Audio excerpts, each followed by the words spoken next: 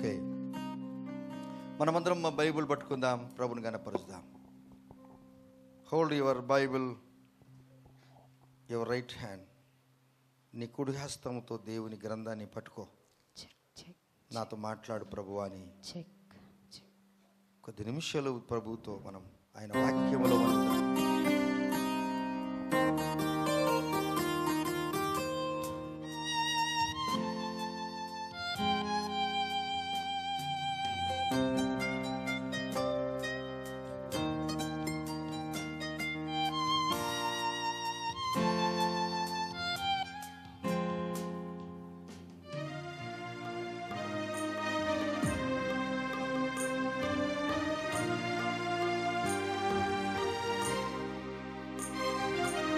నీ పాదరే నువ్వు నన్ను ఉండిపోని, నీ సేవలో బ్రతుకు తెలవారిపోని. అయ్యా నీ పాదరే నువ్వు నన్ను ఉండిపోని, నీ సేవలో బ్రతుకు తెలవారిపోని. నీ మాట నా నోట జనులంత వినని, నీ మాట నా నోట జనులంత వినని. సువార్తతో నన్ను కలవరమే గనని, సువార్తతో నన్ను కలవరమే గనని. కలువారి శిలువ నాకే విలువ, కలుషంబు బాపే కరములు చాచే. కలువారి శిలువ. పరిశుద్ధుడా, ప్రేమగల తండ్రి, మీ పరిశుద్ధమైన నామానికి స్తోత్రాలు. మమ్మల్ని అధికముగా ప్రేమించారు, మీ ప్రేమను బట్టి స్తోత్రాలు. మీ జీవం గల వాక్కులు మా వినికిడిలో మీరు వినిపించినప్పుడు మా మనసు తెప్పరిల్లబడుతుంది. నిరాశ నిస్పృహలో ఉన్నప్పుడు మీ వాక్యమే కదా మమ్మల్ని బ్రతికించింది. దీర్ఘకాల రోగములో బాధపడుచున్నప్పుడు, వైద్యులకు కూడా అర్థం కాని పరిస్థితి ఉన్నప్పుడు, మాకు తెలియకుండానే మీరు మమ్మల్ని ముట్టి స్వస్థపరిచారు. మీ నామానికి స్తోత్రాలు. ఏమిచ్చి నీ రుణం తీర్చుకునేము స్వామి. మరలా మేమందరం కలిసి మీ వాక్యానికి మా నిండు హృదయపూర్వక స్తుతులు స్తోత్రాలు యేసయ్య నామములు సమర్పిస్తుంటున్నాం తండ్రి, ఆమెన్. మీ అందరికీ యేసుక్రీస్తు నామములో మా హృదయపూర్వక వందనాలు. ప్రియమైన దేవుని బిడ్డలారా, పరిశుద్ధ గ్రంథములో నుండి ఇర్మీయా గ్రంథము 9వ అధ్యాయము 17-18 వచనాలు చదువుకుందాం. The book of Jeremiah chapter 9 verse 17 and 18. సైన్యములకు అధిపతియగు యెహోవా ఇలాగు సెలవిచ్చుచున్నాడు, ఆలోచించుడి, రోదనము చేయు స్త్రీలను కనుగొనుడి, వారిని పిలువనంపుడి. తెలివిగల స్త్రీలను కనుగొనుడి, వారిని పిలువనంపుడి. మన కన్నులు కన్నీళ్లు విడుచున్నట్లుగాను, మన కనురెప్పల నుండి నీళ్లు ఒలుకున్నట్లుగాను వారు త్వరపడి మనకు రోదన ధ్వని చేయవలెను. ఎక్కడో ఈ మాటలు చదువుతున్నప్పుడు ఏదో పెద్ద సమస్య జరిగినట్టుగా మనకు అర్థమవుతుంది. ఎందుకు ఈ మాటలు ప్రభువారు రాశారు? తన స్వజనులైనటువంటి ఇశ్రాయేల్ ప్రజలు, యూదులు దేవునికి దూరమైపోయారు. దేవునికి దూరమైపోయారు, అపవాదికి సన్నిహితులైపోయారు. ఇర్మీయా యవన కాలము లేక బాల్యములోనే ప్రభువుని తెలుసుకొని స్వజనులు ఈయన మీద తిరుగుబాటు చేసినప్పటికీ కూడా, పిల్లలు తల్లిదండ్రుల మీద తిరుగుబాటు చేసినప్పటికీ కూడా, చిన్నవారు పెద్దవారి మీద తిరుగుబాటు చేసినప్పటికీ కూడా వారు బాగా బ్రతకాలని ఆ తిరుగుబాటును ఇర్మీయా ప్రవక్త సహించి భరించి, అవమానాలు నిందలు భరించి, మేము వెళ్ళిపోతున్నాము కానీ మిగిలి ఉన్న ఈ జనము బాగా ఉండాలి అని ఆయన కోరుకొని వారు తిట్టిన కానీ ఓర్చుకొని వారికి ఉన్న విషయం చెబుతూ వచ్చాడు. తన ప్రజల కొరకు ప్రలాపించాడు. ఏడ్చాడు, కన్నీరు విడిచాడు. చివరికి ఆ ప్రభుత్వం ఆ దినాలలో కూడా ఈ వ్యక్తిని చెరసాలేశారు, కాళ్ళకు బొండములు వేశారు. కదలకుండా ఉండటానికి 2 కాళ్ళు ఒక దాంట్లో పెట్టి దాన్ని టైట్ చేసి పెట్టారు. కదలకూడదు ఈ మనిషిని.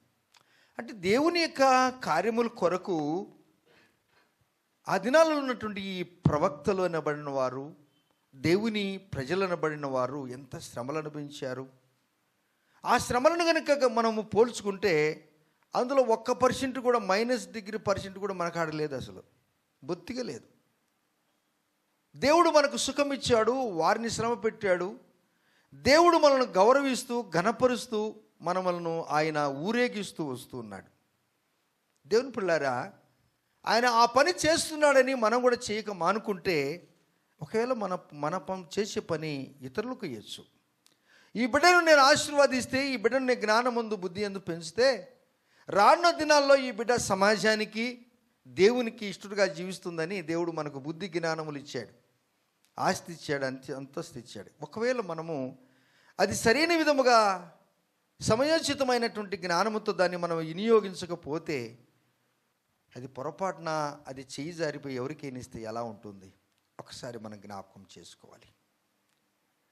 మనము చిన్న బిడ్డలమైనందున మనము తప్పు చేసినప్పుడు మనను క్రమపరిచేందుకు శిక్షిస్తాడు ఆ తండ్రి.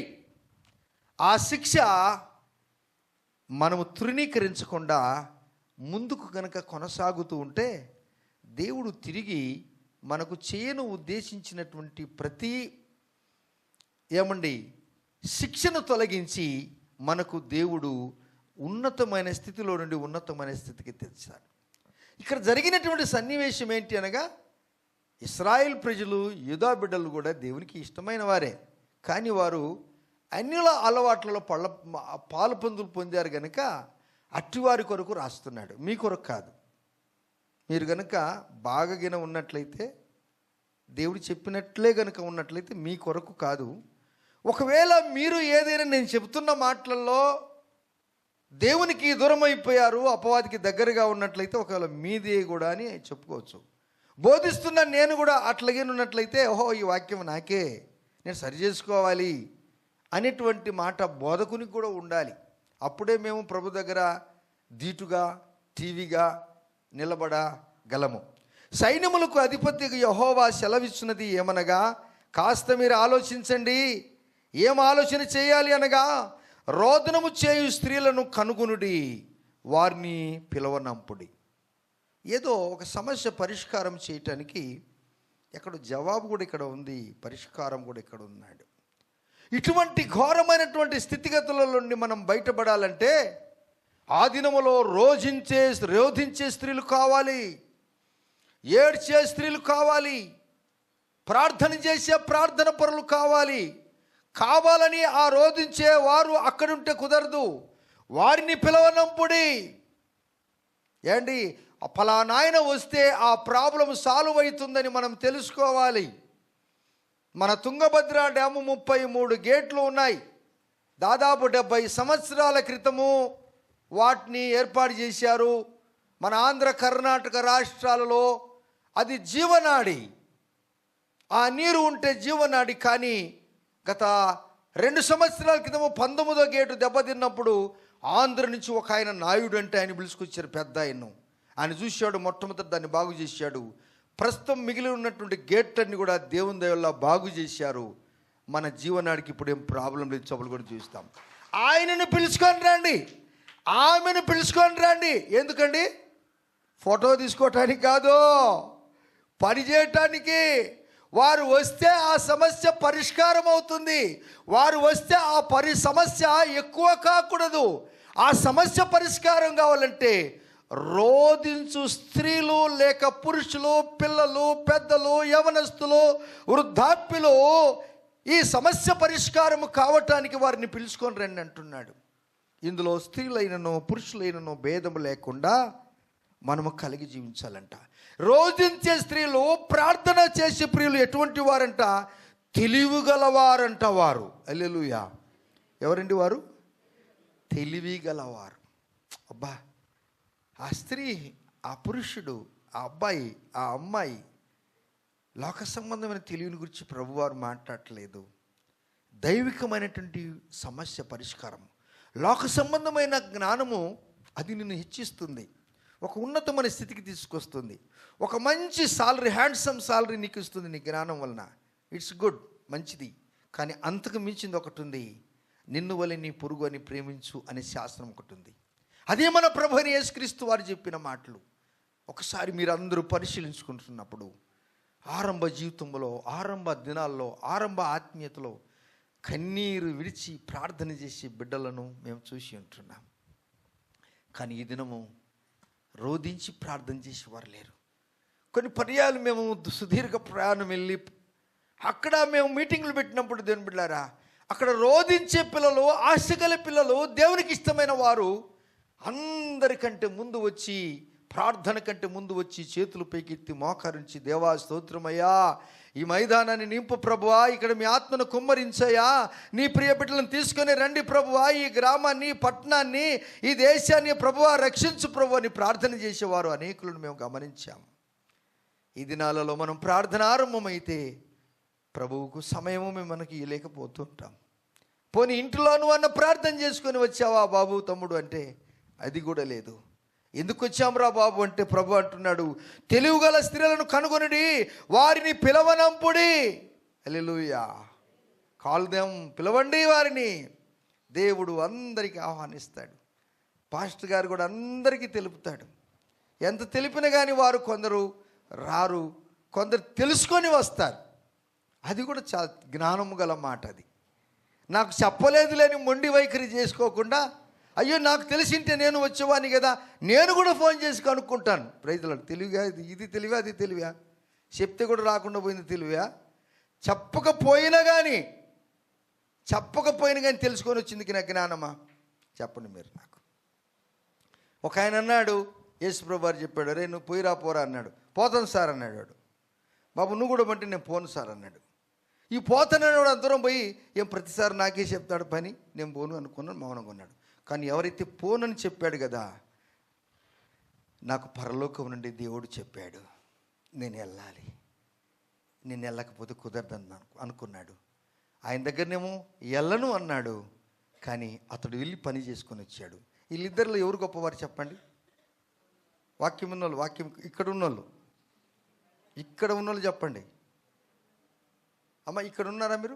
తమ్ముడు ఇక్కడ ఉన్నారు, చెల్లి, అమ్మ నాతోటి పెద్దలారా, అయ్యా మీరు ఉన్నారా? ఒక ఆయనకు చెప్పాడు, నువ్వు వెళ్ళిపోయి పని చేసుకొని రారా బాబు అన్నాడు. హే పోతాను సార్, మీరు చెప్పడం నేను పోకుండా ఉంటున్నా, నువ్వు కోరిక అట్లా సిటికేసి సార్ నేను పోతాను అన్నాడు.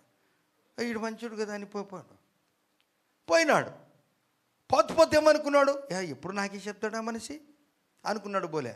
ఇతనికి ఇంకొకటి చెప్తుంటే, సార్ నేను పోలేను సార్ ఏమనుకోద్దు అన్నాడు. కానీ పోతూ ఇతడు ఆలోచన చేశాడు, నాకేదో మంచిది చెప్పాడు కదా, నేను పోయి పని చేసుకున్నాను, పని చేసుకుని వచ్చాడు. వీళ్ళిద్దరు ఎవరు గొప్పవారు? అమ్మా, పోను అని చెప్పి పని చేసుకుని వచ్చినవాడు గొప్పవాడు కదా. ఎస్, ఈ జాబితాలో నువ్వు ఎప్పుడు ఉండాలి. రోజింతే స్త్రీలను తీసుకొని రండి, ప్రార్థన చేసే వారిని పిలుచుకొని రండి. అట్టివారు జ్ఞానము గలవారు, తెలివి గలవారు, వారిని పిలవనంపుడి. ఈ యొక్క తత్వము ఈ ఇర్మియా ఎక్కడ నేర్చుకున్నాడు, ఎవరితో నేర్చుకున్నాడు అనగా, మీరు నేరుగా 8వ అధ్యాయం 18వ వచనం, మీ బైబిల్లో 8వ అధ్యాయం 18వ వచనం. నా గుండె నా లోపల సొమ్మసిల్లుచున్నది, నేను దేని చేత నా దుఃఖోపశాంతి పొందుదును. ఎవరికి ఉంది ఈ తత్వం చెప్పండి ఒకసారి. ఎవరైనా ఇటువంటి మాట అన్నట్లుగా మీకు ఏమైనా గుర్తుందా? ఎస్, గుర్తు రాకపోతే నేను గుర్తు చేస్తాను. నేనున్నాను కదా. గెస్సమైన చోటికి యేసు ప్రభు వారు వెళ్ళాడు. అక్కడ ఆయన బహు దుఃఖపడ్డాడు. లూకా సువార్త 22వ అధ్యాయం 44వ వచనములో మనం చూసినప్పుడు ఆయన దుఃఖముతో ప్రార్థన చేశాడు. శిలువకు ఎల్లక మునుపు ఆయన చేస్తున్నటువంటి ప్రార్థన, ఆయన చెమట రక్త బిందువులు, ఆయన చెమటలున్న రక్తం బిందువులు, ఈ చెమట బిందువులు రక్తముగా మార్చబడ్డాయి. అటువంటి ప్రార్థన చేశాడు మన ప్రభు అయిన యేసుక్రీస్తు వారు. యేసు ప్రభు వారు భూలోకానికి నరుడుగా రాకమునిపే ఇర్మియా భక్తుడు క్రీస్తుకు పూర్వము 7వ శతాబ్దంలోనే రాశాడు. ఈయన విలపించే ప్రవక్త, ఈయన స్థాపించే ప్రవక్త. ఒక స్త్రీ, ఒక పురుషుడు ఏడ్చి కన్నీటితో ఉన్నాడు, ఏడ్చాడంటే అతని జీవితంలో ఒక గొప్ప కార్యం జరిగిస్తుంది. ఒక ఉన్నతమైన విద్యను ఆర్జించాలంటే ఇష్టానుసారంగా ఆ అబ్బాయి, ఆ అమ్మాయి, ఆ స్టూడెంట్ తిరగడానికి కాదు. అతడు కష్టపడి ఉన్న గదిలోనే ఎన్నో పుస్తకాలు చదివి పెద్దవారితో తెలుసుకొని, సీనియర్తో తెలుసుకొని, ఎగ్జామ్ వస్తుందంటే ఎటువంటి ఎగ్జామ్ రాబోతుందని వారు ముందుగా రాసుకుంటారు. ఒక 10 మంది స్టూడెంట్స్ అటువంటి వారు కలుసుకొని వారు ముందుగా రాసుకొని ఒకరి పేపర్ ఒకరు వాల్యుయేషన్ చేసుకుంటారు. చప్పలు కూడా దేవుని చూద్దామా. ఈ స్టూడెంట్స్ ముందుగానే వీరు వాల్యుయేషన్ చేసుకుంటారు. అప్పుడే తెలిసిపోతుంది వారికి. ఒక ఐఏఎస్ ఆఫీసర్ కావాలంటే, ఒక కేఎస్ ఆఫీసర్ కావాలంటే, ఒక గొప్పవారు కావాలంటే అట్టివారందరూ కూడా అట్టి పని చేసుకున్న వాళ్ళే. అమ్మనాలతో హోంవర్క్ చేపించుకున్న వాళ్ళు కాదు వాళ్ళు. అల్లెలు చెప్పండి, ప్రైజ్ లార్డ్ చెప్పండి. ఎస్, దేవుని పిల్లారా, రోధించే స్త్రీలు ఆ దినంలో ప్రార్థన చేశారు వారు. అటువంటి ప్రార్థన ఈ దినం మనకేమైపోయింది తెలుసా? మనకు సుఖ జీవితం ఇచ్చింది. సుఖ జీవితం ఇచ్చిందని మనకు ఉండకుండా మనం చూడండి, నా గుండె నా లోపల సొమ్మసిల్లుచున్నది, నేను దేని చేత దుఃఖోపశాంతి నొందుదును, దేని చేతననగా నువ్వు ప్రార్థన ప్రార్థన ప్రార్థన. ఈ దినాలలో మన ఇంట్లో మంచి వస్తువులు తెచ్చుకున్నాం, కొత్త వస్తువులు తెచ్చుకుంటున్నాము, లేటెస్ట్ వస్తువులు తెచ్చుకుంటున్నాం, అడ్వాన్స్డ్ టెక్నాలజీలో ఉన్నటువంటి కంప్యూటర్స్ తెచ్చుకుంటున్నాం, మంచిది. అయితే దేవుని బిడ్డలారా, అన్నిటికంటే ముఖ్యంగా ఒక వ్యక్తి ఏమై ఉండాలనగా అతడు ప్రార్థన పరుడై ఉండాలని గుర్తు చేసుకోవాలి. మనం పిల్లలకు ఆస్తులు సంపాదిస్తుంటాం, మంచిదే, సంతోషం. కానీ అన్నిటికంటే నీ బిడ్డలకు నువ్వు నేర్పవలసింది ఏంటనగా, నేను నేర్పవలసింది ఏంటనగా ప్రార్థన. అటువంటి రోధించి ఏడ్చి కన్నీరు చేసి ప్రార్థన చేసి పిల్లలు మీరు లేపాలి. అలా లేకపోతే పిల్లలారా ఒక దినమో ఏడ్చాల్సి వస్తుంది. ఆ పాపం అంట చూడండి. ఇప్పుడు 18 వచ్చిన నేరుగా ఇర్మియా గ్రంథము 9వ అధ్యాయము 19వ వచనం చదవండి. 19వ వచనం. మనము వలసబోతిమే సిగ్గు నొందితిమే మన వివాదములను వారు మన నివాసములు పడగొట్టి మనము దేశము విడవలసి వచ్చనే అని సియోనులో రోదన ధ్వని వినపడుచున్నది. ఇప్పుడు ప్రస్తుతము మామూలు మాటలు యుద్ధం జరగట్లేదా? తరిమేస్తే, లేకపోతే వీళ్ళు వాళ్ళని జరిపినా వాళ్ళు ఈరిని తరిమేసినా మనమంతా కూడా పరదేశులమంట, మనము వలసపోయిన వారిమే. అప్పుడప్పుడు మనం అక్కడక్కడ చూస్తుంటుంటాము, ఆ గుర్రాల మీద గాడిదల మీద ఆ టెంట్లను మోసుకొని వచ్చి వాళ్ళ ఊరి బయట ఒక టెంట్లు వేసుకొని ఏదో ఆ పనులు చేసుకుంటూ ఉంటారు. మనము కూడా అటువంటి వారమే దేవుని బిడ్డలారా, మనం పరదేశులమే. వాళ్ళు ఊరికి తిరిగి అక్కడ షామిని వేసుకుంటున్నారు, లేక బయట ఉంటున్నారు. ఈ దినాలు వాళ్ళు కూడా కొన్ని బండ్లు లగేజ్ మోసుకొని పోతున్నారు, ఈ పశువుల మీద ఆధారపడకుండా, జంతువుల మీద ఆధారపడకుండా. మనము కాకపోతే కాస్త మనం అడ్వాన్స్ అయిపోయాం, సాంకేతిక పరిజ్ఞానం పెరిగింది, మంచి ఇండ్లు కట్టుకున్నాం. దేవునికి స్తోత్రం చెప్పండి, మళ్ళీ చెప్పండి. కొన్ని శాశ్వతంగా ఉంటావా నువ్వు? నువ్వు గట్టిగా ఉంటావు, ఆయన్నే నువ్వు ఉండాలనుకున్న కానీ ఎవరైనా ఉంచుతారా? ఇది నమ్ముతారా ఈ మాట? మీరు ఎంతమంది ఈ మాట నమ్ముతారు? నేను ఈయనే ఉంటాను ప్రభు, కదలనే చచ్చిపోయిన కానీ నేను ఈయనే ఉంటాను. ఒకడు సచ్చిన కానీ నీ ఇంటికి రానంటాడు, సచ్చిన కానీ ఇంటికి అని నీకు చెప్పేది ఒకడు. అయిపోయి జై హిందే. దేవుని పిల్లారా, ఇక్కడ అంటున్నాడు ప్రభువారు, మనము వలసపోతిమే సిగ్గు నొందితిమే, వారు మన నివాసములు పడగొట్టి మన దేశము విడవలసి వచ్చిన అని సియోనులో రోదనదని పుట్టుతుందంట. ఏంటి, ఇస్రాయేల్ సమాధానం ఉందా? అమెరికాలో సమాధానం ఉందా? మరి ఇరాన్లో సమాధానం ఉందా? పోనీ మన ఇళ్ళలో సమాధానం ఉందా? ఆ యుద్ధము కంటే ఈ యుద్ధము గొప్పదే. వాళ్ళు అక్కడ బాంబులు పేలుస్తున్నారు కానీ ఇంట్లో వీళ్ళు బాంబులు పేల్చారంటే మాటల తూట్లలో ఏమో మనిషి చచ్చిపోతూ ఉన్నాడు. ఒక వ్యక్తికి ఈపునేసి గట్టి కొడితే 5 ఏళ్ళు ఏర్పడతాయి కానీ ఒక 2 రోజుల తర్వాత అవి కనపడదు బ్రదర్. అది 5 ఏళ్ళు ఏం కావు, కనపడదు, పోయింటుంది. కానీ ఒక వ్యక్తితో సూటిపోటు మాటలు మాట్లాడితే బతికినన్ని రోజులు ఆ బాంబు పనిచేస్తుంటుంది. కత్తుల్లాంటి మాటలు మనం మాట్లాడితే, సమాధానమైన మాటలు మనం మాట్లాడకపోతే మన జీవితంలో ఎలా ఉంటుందనగా, ఆ యుద్ధమైన ఒక దినం ఆపు చేస్తాడు యేసు ప్రభు వారు. ఈ యుద్ధమును ఆపేవాడు ఎవరు ఆపగలరనగా, రోధించి ప్రార్థన చేసేవారు, తెలివిగల స్త్రీలు, తెలివిగల మగపిల్లలు, ఆడపిల్లలు. ప్రార్థన అనేటువంటి వచనాలు ఎక్కడున్నాయో లేవో నాకు తెలియదు, కానీ దేవుడు ఆ కృప నాకు ఇచ్చటం వలన ప్రార్థన చేసే ఆత్మ నాకు ఇచ్చాడు యేసయ్య. నేను ఎక్కడికి వెళ్ళినా నా ఉద్యోగ రీత్యాలో నేను ప్రభువుని నమ్ముకున్నాను. 94 సంవత్సరం నేను యాక్సిడెంట్కి గురి అయినప్పుడు, నా 11 ఎముకలు లారీ బస్సు మధ్యన ఇరిగిపోయినప్పుడు, చావు బ్రతికల్లో నా రక్తము నడి రోడ్డు మీద పారుచు ఉన్నప్పుడు, నా కట్టుకున్న భార్య, నా కన్న పిల్లలు, నా తోటివారు నాకు దూరంగా ఉన్నారు. కానీ నన్ను ఆత్మికంగా కన్న నా యేసయ్య నా డెడ్ బాడీని కనిపెట్టుకొని ఉన్నాడు. చప్పులు కూడా చూస్తామా? నన్ను కనిపెట్టుకున్నాడు యేసయ్య. ఆ సమయంలో దాదాపు 12 గంటకు మా బ్రదర్లా డాక్టర్ షెడ్రకు వచ్చాడు. అక్కడి నుంచి అంబులెన్స్లో 3 గంటలకల్లా నన్ను మన బళ్ళారికి తీసుకుని విమ్స్లో ఎమర్జెన్సీ వార్డులో నన్ను వేశారు. నేను బ్రతుకుతున్నా లేనా అనేటువంటి పరిస్థితుల్లో ఉన్నప్పుడు, నా ఆ ప్రక్కన ఈ ప్రక్కన ఉన్న వారు ఆ దినము రాత్రి చచ్చిపోయారు ఎమర్జెన్సీ వార్డులో.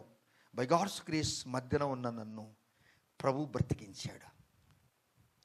నేను తీర్మానం చేసుకున్నాను, నేను బ్రతికితే స్వామి నేను నీ పని చేస్తాను, నీ సువార్త చేస్తాను, నా సాక్ష్యం చెప్తాను. ఎక్కడికి వెళ్ళినా ఇదే పదం, నీ మాట చెప్తాను, నీ గురించి చెప్తాను. దేవుని పిల్లారా, తెలియక తప్పు చేశాము. తెలిసి తప్పు చేస్తే దేవుడు క్షమించడు. తెలియక తప్పు చేస్తే అది ఎటువంటి కొండ పాపమైన కానీ యేసుప్రభు వారు సమతలంగా చేసి నిన్ను బాగు చేస్తాడు. తెలిసి దేవునికి విరుద్ధంగా ఉంటే, అలనాడు ఇర్మియా ఏడ్చాడు, ఈ దినము యేసుప్రభు వారు ఏడుస్తున్నాడు. ఆయన గెస్సెమనే తోటలో ఏడ్చాడు, ఈ దినము కూడా ఆయన పరిశుద్ధాత్మ దేవుడుగా మన మధ్యన సంచరిస్తూ ఉన్నాడు. వాక్యమైనటువంటి దాంతో ఆయన మనతో ఉన్నాడు. సమాధానమైనటువంటి మనసుతో మనతో ఉన్నాడు. ఆయన మనతో మాట్లాడుతూ ఉన్నప్పుడు చూడండి, మనము చేసినటువంటి పరిస్థితులు ఎంతవరకు వచ్చాయంట. మీరు 20వ వచనములో, స్త్రీలారా యెహోవా మాట వినుడి. వినండి. స్త్రీలారా అంటే పురుషులు మౌనంగా ఉండాలని కాదు అర్థం. హల్లెలూయా చెప్పండి, హల్లెలూయా చెప్పండి, ప్రైజ్ లార్డ్ చెప్పండి, మరోసారి చెప్పండి. దీని అర్థం ఏంటంటే, సంఘములో స్త్రీలైనా పురుషులైనా నపుంసకులైనా సంఘాన్ని దేవుడు స్త్రీగా పోల్చాడు. హల్లెలూయా.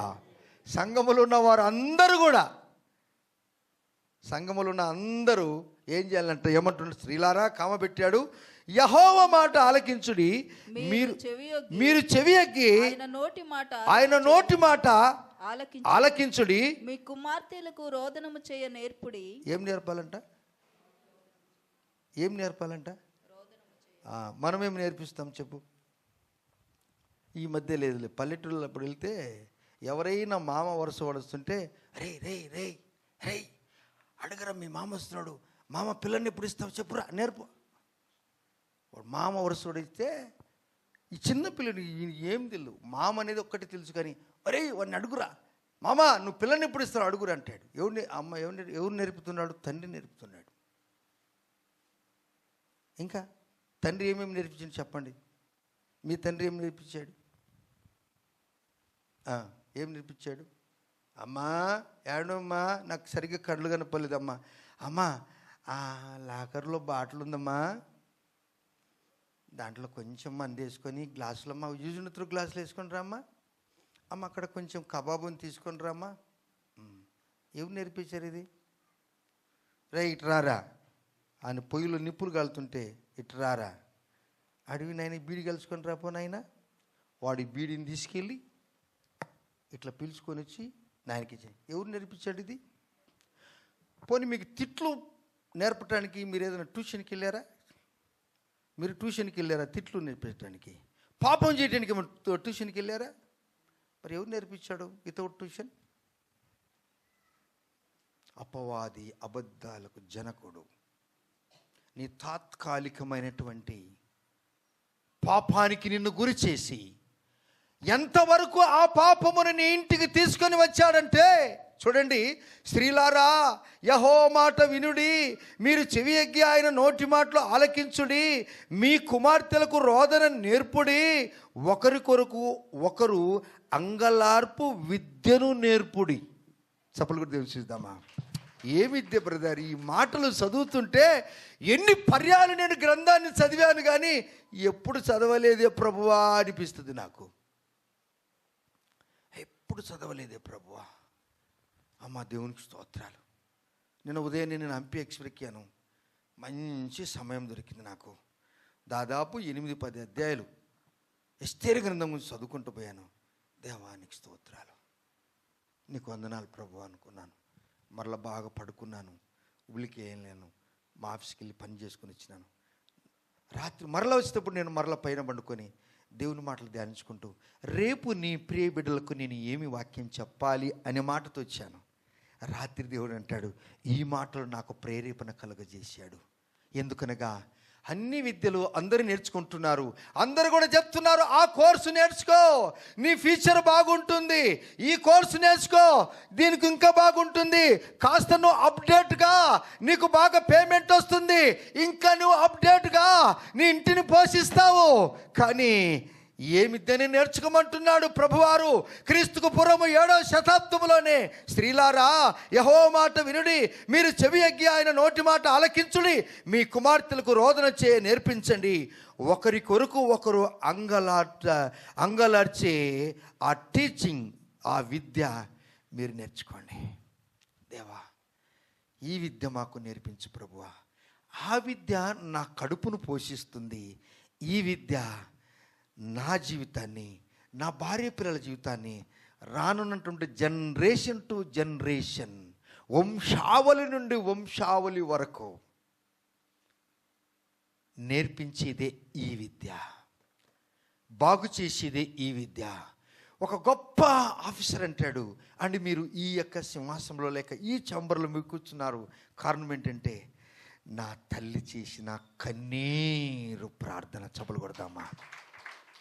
రే బాబు, నువ్వు ఎంత దుర్మార్గుడిగా ఉంటావు కదా, త్రాగుబాటుగా ఉంటావు కదా, వ్యభిచారిగా ఉంటావు కదా, ఎందుకురా ఇట్లా మారిపోయి అంటే నా భార్య ఆ కన్నీరు ప్రార్థన నా జీవితాన్ని మార్చింది. దేవా స్తోత్రాలయ్యా. ఏం సాక్ష్యాలు ప్రభువా. ఏం బ్రదర్ మీరు ఇలా ఉన్నారంటే, ఎందుక నీకు ఇంత మిగిలింపించారంటే, నాకు వచ్చే ప్రతి నెల జీతంలో నా దేవునికి ప్రథమ స్థానం. హల్లెలూయా. నీ కుటుంబం తులతూగాలి, నా కుటుంబం, మన కుటుంబం తులతూగాలంటే ప్రభువారు చెప్పిన మాటను గనక ఇంటే దేవుడు నిన్ను ఈ సమాజంలో ఒక ఉన్నతమైన స్థితిలో నుండి ఇంకొక మెట్టుకు ప్రభువారు 100% ఎక్కిస్తాడు, 1000% ఆయన ఎక్కిస్తాడు. దేవుని మాటలు ఎప్పుడు కూడా నిరర్ధకము కానేరవు. అందులో ఒక మాట తీసివేయటానికి, ఒక పొల్లు కలపటానికి అసలు చేత కాదు. అది అవును. క్రీస్తుకు పూర్వము దేవుడు ఇర్మియా భక్తునితో 7వ శతాబ్దంలోనే, ఇప్పుడు క్రీస్తు శకంలో 26 మనము ఇప్పుడున్నటువంటి మనకు ఇది ఎంత అవసరము. ఈ మాటలు రానైనటువంటి జనరేషన్ కూడా ఎంతో అవసరమై ఉన్నది. ఇది హల్లెలూయా. నీ పిల్లలు, నీ మనమలు, నీ పిల్లలు, నీ మనమలు, వారి మనమలు, వారి పిల్లలు, వారి పిల్లలు ఈ విధంగా చేస్తే యెరూషలేములో, సియోనులో అంగలార్పు పుట్టింది. కానీ నీ ఇంటిలో మాత్రం యేసయ్య సమాధానాన్ని కుమ్మరిస్తాడు, యేసు ప్రభువారు. ఆమేన్. హల్లెలూయా. ఏం ప్రభువా, ఎందుకయ్యా? చూడండి, ఆ మాటలు రాస్తున్నప్పుడు 21 వచ్చిన మీరు చదువుకోండి, చూడండి. వీధులలో పసిపిల్లలు లేకుండాను, రాజమార్గములలో యవ్వనులు లేకుండాను. బాగా వినండి ఈ మాటలు. ఈ మాటలు అచ్చు వేయటానికి భక్తులు ఎంత కష్టపడ్డారో, ఎంత డబ్బు వెచ్చించారో. ఈ మాటలు మన దగ్గరికి, మన చేతిలోనికి, మన ఇంటిలోనికి, మన హృదయంలోనికి, మన వినికిడిలోనికి తేవటానికి డబ్బు కలిగిన వారు ఎంత త్యాగము చేశారో. ఈ దినాలలో ఈ బైబిల్ కాల్ చేసేవారు, దైవజనులే వద్దు, పాస్టర్లే వద్దు, చర్చిల్లో వద్దు అని అంటున్నవారు ఎంత ప్రణాళికలు పట్టినా కానీ ఈ బైబిల్ను ఒకవేళ కాల్చి వేసినా కానీ పరిశుద్ధాత్మ దేవుని ఎవడైనా కాల్చి వేయగలడా? చెప్పలు కొడదామా? ఎవరైనా చేయగలరా? నో. దేవుడు అంటున్నాడు, దేవుని బిడ్డారా చూడండి, వీధులలో పసిపిల్లలు లేకుండాను, రాజమార్గములలో యవనులు లేకుండాను వారిని నాశనము చేయుటకై మరణము మన కిటికీలను ఎక్కుచున్నది. అమ్మో బ్రదర్, కిటికీ ఎక్కడుంది బాబు? కిటికీ ఎక్కడుంది చెప్పండి మీరు? నీ పక్కన ఉంది కిటికీ, నీ వెనక ఉంది, నీ ముందు ఉంది. కిటికీలు వెంటిలేషన్కి పెట్టుకుంటాం, ఏదైనా గాలి ఎక్కువ ఉంటే ఆఫ్ చేసుకుంటాం, బంద్ చేసుకుంటాం. ఇప్పుడు పాపం ఎక్కడికి వచ్చిందో తెలుసా? ఎక్కడికి వచ్చిందమ్మా? ఎవరైనా ఎక్కించారా? అది ఎక్కిందా? చెప్పాలి, మీరు చెప్పాలా. మీరు బైబిల్ చదువుతూ వింటున్నట్లయితే అర్థమైతే, ఈ పాపము మీ పసిపిల్లల పాపము, యవనస్తుల పాపము, పెద్దల పాపము, చిన్నల పాపము, తెలిసిన వారి పాపము ఎంతవరకు ఎక్కి వచ్చిందనగా కిటికీల వరకు ఎక్కి ఉంది అంట. ఇక మీరే బాగా కొంచెం ఆలోచన చేసుకోండి. జీవితంలో ఎలాంటి తీర్మానం తీసుకోవాలనో ఒకసారి బాగా మనం ఆలోచన చేసుకోవాలి. రోధించు స్త్రీలను లేపండి, జ్ఞానం గల వారిని లేపండి, వారిని పిలవనంపుడి. ఈ ఉగ్రత తీరిపోవాలంటే, బ్రదర్ నాకు నెలసరి జీతం వస్తుంది, నో ప్రాబ్లం అంటే అది నీ పొట్ట పోషణ కొరకే. కానీ ఈ వేధింపు ఉంది కదా, నీ జీతము సరిపడదు, నీ ఆస్తి సరిపడదు, మన కుల గోత్రాలు సరిపడవు. దేవా ఎందుకయ్యా ఇంతగా నన్ను మమ్మల్ని ప్రేమించారు? పాపం కిటికీలకు ఎక్కిందా? ఎప్పుడైనా ఈ మాట మీరు విన్నారా? ఈనింటే చదివింటే దేవునికి స్తోత్రాలు. వినకపోతే జీవితాలను సరిచేసుకోవటానికే బొండములతో బాగా టైట్ చేసి చెరసాల్లో ఉంచారు ఇర్మీయాను. ఏడ్చాడు. స్వజనులు తిడుతుంటే సువార్త చెప్పాడు ఆయన. తదుపరి అంటాడు, యవనులు లేకుండాను వారిని నాశనము చేయటకి మరణము మన కిటికలను ఎక్కుచున్నది. మన నగరులలో అది ఏంటిది? మరణము. ఆదికాండము 2వ అధ్యాయం 15-16 వచనాలలో ఈ తోటలో ఉన్న పండ్లన్నీ కూడా, ఈ చెట్ల ఫలాలన్నీ కూడా అభ్యంతరము లేకుండా నువ్వు తినొచ్చు. హల్లెలూయా చెప్పండి. అభ్యంతరం లేకుండా నువ్వు తినొచ్చు. కానీ ఒక జీవవృక్ష ఫలం ఉంది, దాన్ని తింటే తినుదినమున నువ్వు సత్యదవు అని ఉంది. Praise the lord. తినుదినమున నువ్వు మరణమవుతావు అని చెప్పాడు. చూడండి, ఇర్మీయా భక్తుడు అక్కడి నుంచి అక్కడ తీసుకొచ్చాడు ఈ మాట. దురాశ గర్భము ధరించి పాపము కంటే పాపము పరిపక్వమై ఏం కన్నది? ఏం జరిగిందిరా? ఏం జరిగింది నాయన? వచ్చేసింది. ఇప్పుడు మరణం ఎక్కడికి వచ్చిందంట చెప్పరు? కిటికీ దగ్గరికి వచ్చింది. కిటికీ మూసేస్తే పోద్దా? పోనీ డోర్ దగ్గరికి వచ్చేసి, తలుపు దగ్గరికి వచ్చేసింది.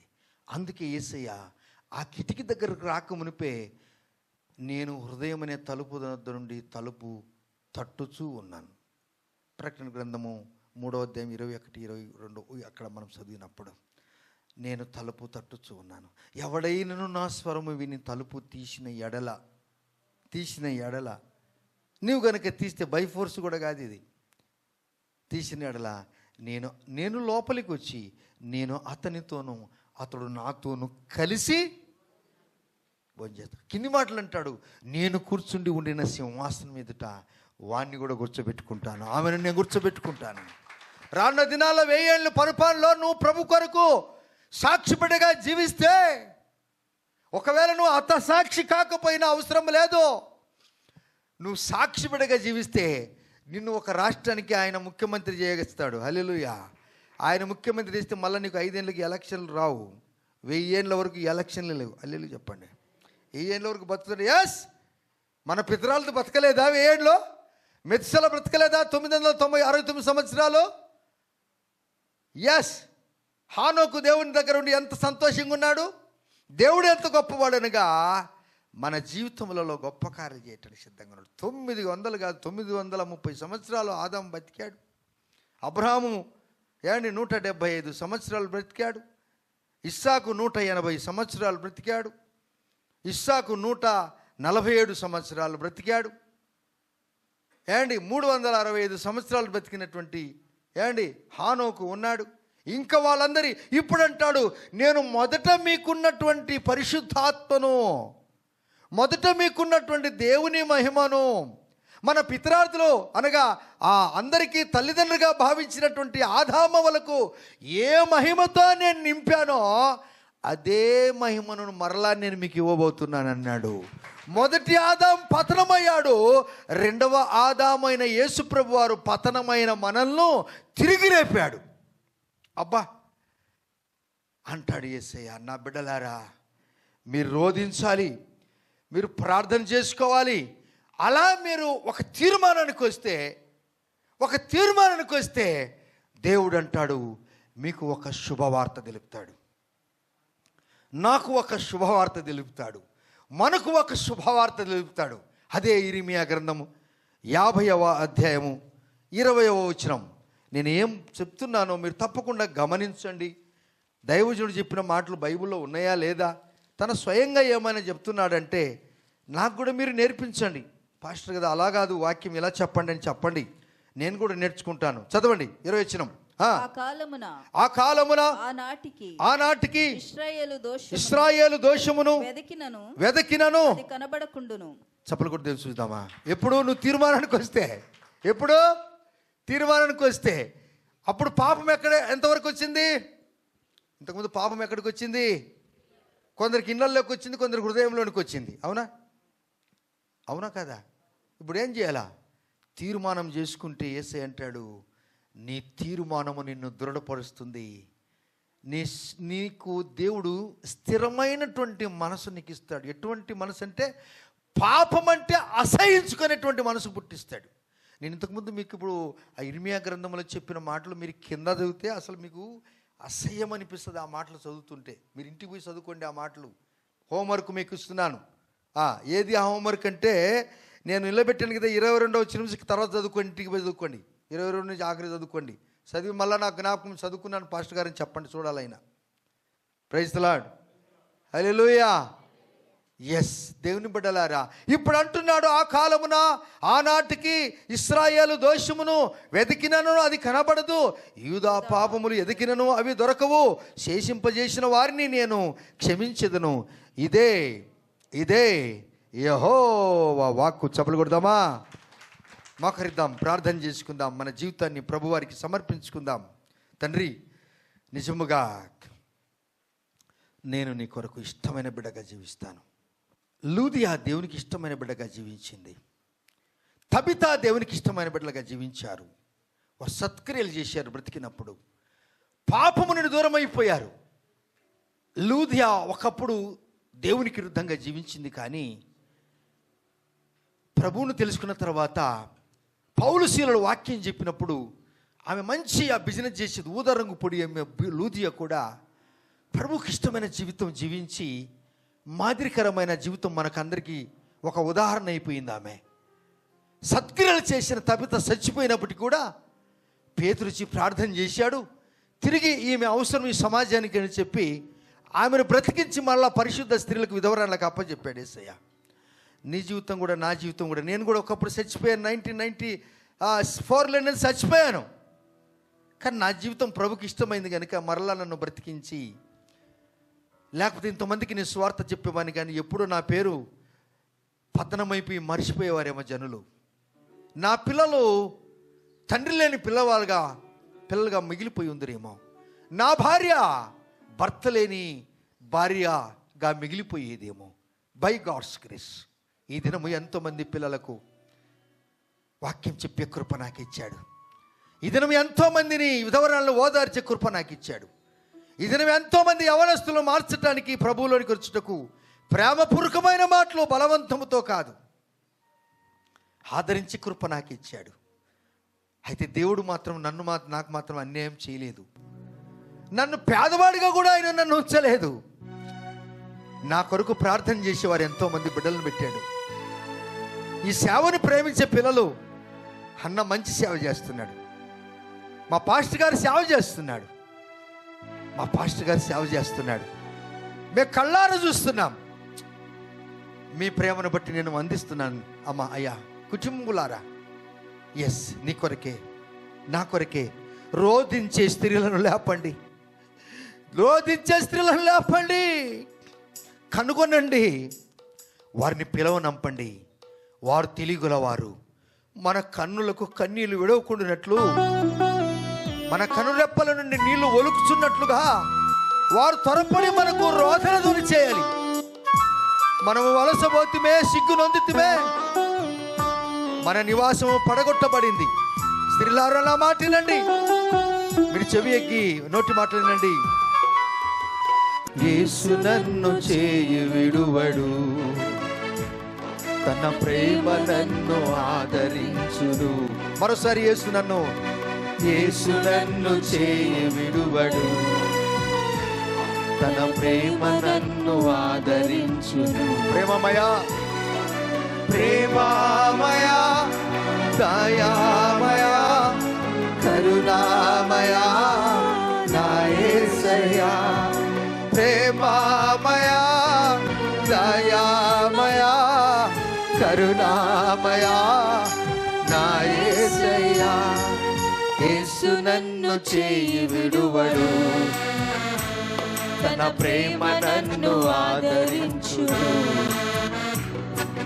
యేసు నన్ను చేయి విడువడు, తన ప్రేమ నన్ను ఆదరించును.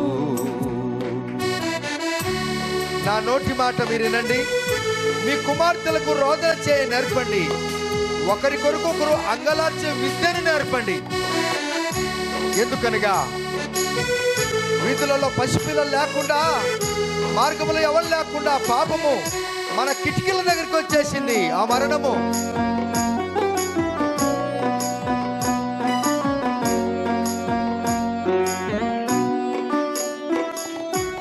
ఊదరంగు పొడి అమ్మిన లూదియా, హృదయాన్ని తెరిచిన ప్రేమ, సత్క్రియలు చేసిన తబీతను సజీవురాలిగిచ్చిన ప్రేమ. కిటికీల వరకు పాపం వచ్చిందా బ్రదర్, తల్లి?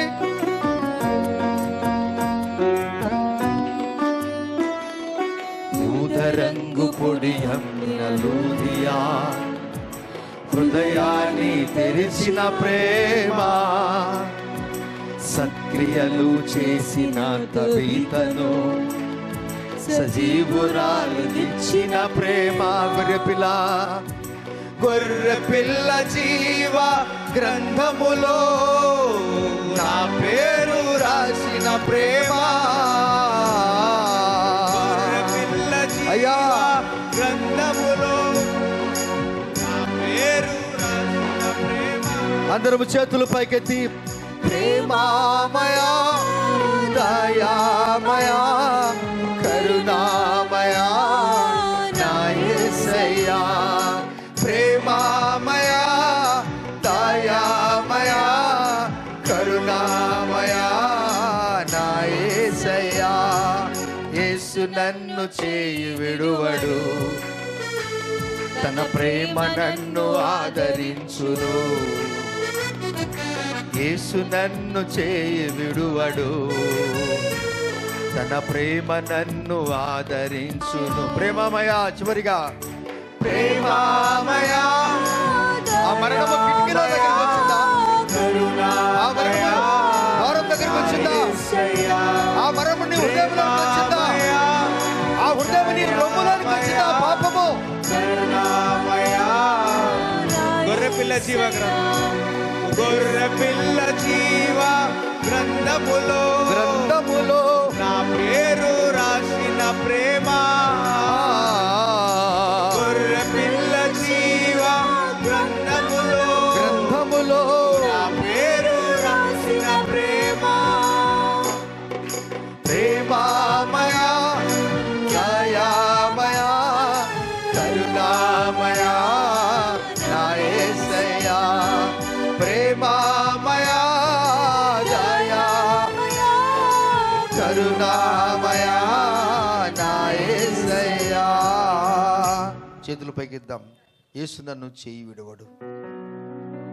అపవాది అంటాడంట 21వ వచనంలో, వీధులలో పసిపిల్లలు లేకుండా, రాజమార్గములో ఎవరు లేకుండా వారిని నాశనం చేయుటకి మరణము వారి కిటికీల మీదకి ఎక్కించాడట, నగరులలో ఎక్కించాడట, ప్రవేశమైపోయేదట. అయితే దేవుడు అంటాడు, ఒక తీర్మానానికి మనం వచ్చినప్పుడు యేసయ్య అంటాడు, ఇక మీదట అంటాడు యేసయ్య. ఎంత గొప్ప మాట! 50-20 మనం చూసినప్పుడు, ఇక మీదట ఆ కాలమున ఆనాటికి ఇశ్రాయేలు దోషము వెదకినను అది కనబడదు, యూదా పాపములు వెదకినను దొరకవు, శేషింపజేసిన వారిని నేను క్షమించెదను. ఇదే యెహోవా వాక్కు. ఆత్మీయుల అవమానము నుండి నన్ను హెచ్చించిన ప్రేమ, ఆత్మీయుల అవమానము నుండి నన్ను హెచ్చించిన ప్రేమ. రాజులైన యాజక గుంపులో నన్ను చేర్పించిన ప్రేమ. గొర్రెపిల్ల జీవ గ్రంథములో, గొర్రెపిల్ల జీవ గ్రంథములో నా పేరు రాసిన ప్రేమ. అందరం కలిసి ప్రేమమయ ప్రేమమయ దయామయ కరుణామయ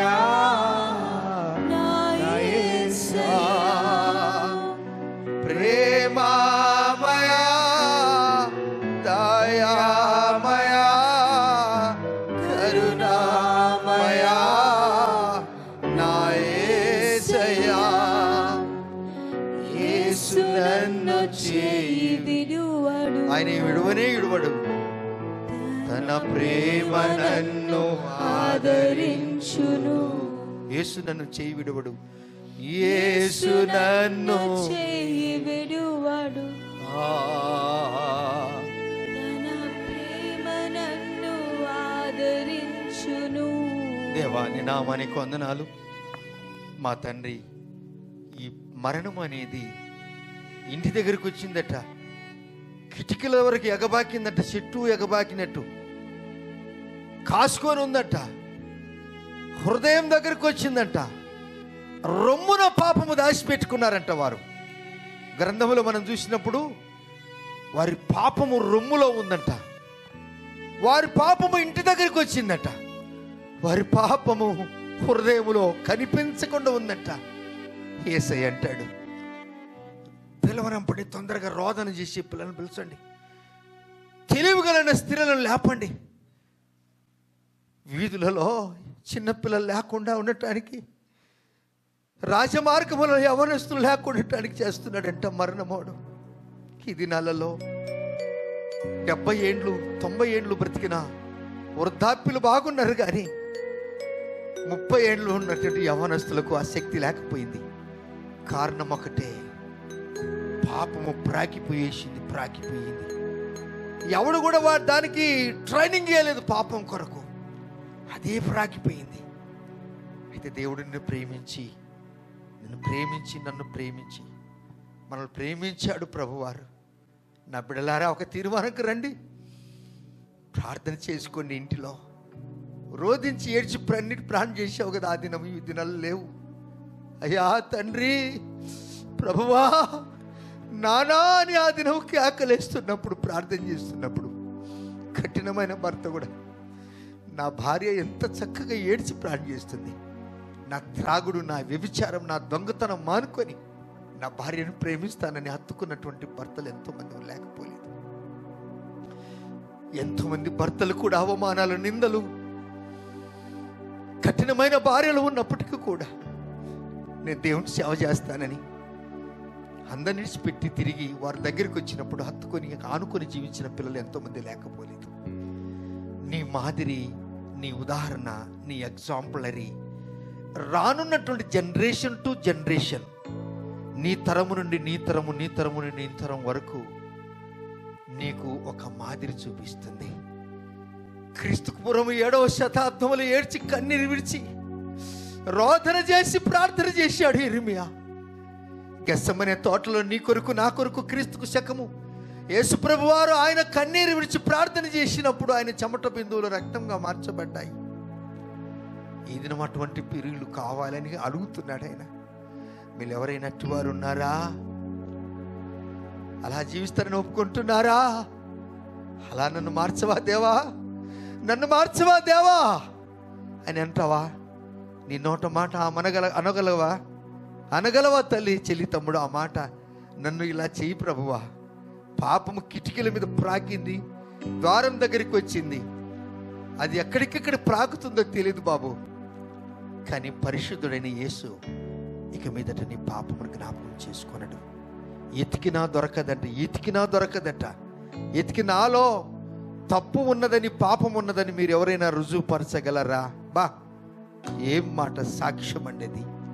యేసే చెప్పిన సాక్ష్యము పిలాతు దగ్గర ఎవరైనా మీరు నిరూపింపగలరా?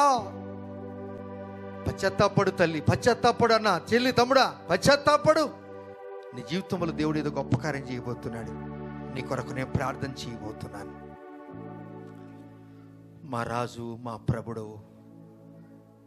మమ్మల్ని అధికముగా ప్రేమించిన దేవుడు, రేపు ఎవరే కానీ మా మీద ఏలు బిట్టి చూపకుండా కాపాడు.